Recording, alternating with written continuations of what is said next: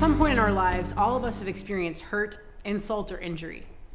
These types of things tear us apart, and they make us feel scattered and less than whole.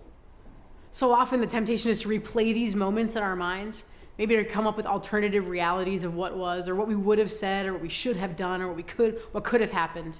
It's kind of part of the human condition. These are the things that we encounter that tear us apart and make us feel scattered and less than whole. So often we replay those moments, perhaps coming up with alternative realities of what could have been, what should have happened, what I would have said. Could have, should have, and would have. All of these things negate what was, and more importantly, what is.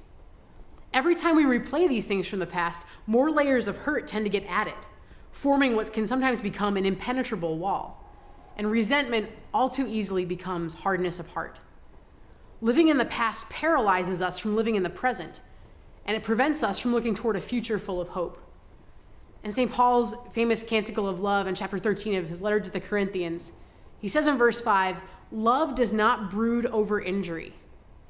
Love has a name, love has a face, love has become incarnate in the person of Jesus Christ.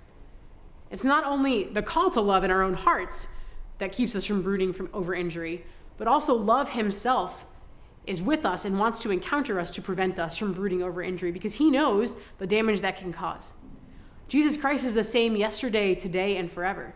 And so in those places where we experience the hurt, in those different parts that are difficult in our past, he was there. He was there and he was with us in those moments. And he's with us now, and he wants to bring about healing and freedom. He wants to take away those resentments which keep us locked up and locked into the past so that we're not able to live in the present. So we can invite him into the here and now, so he can turn resentment into remembrance.